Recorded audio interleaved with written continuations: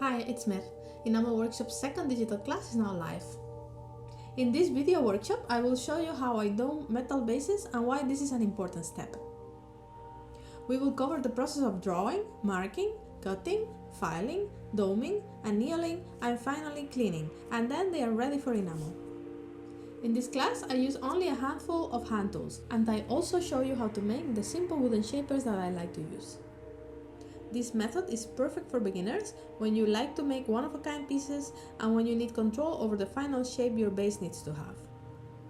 For thicker metal and larger work, I also show you how to make a traditional hammered panel. I hope that you will join me and that you will enjoy this process as much as I do. See ya!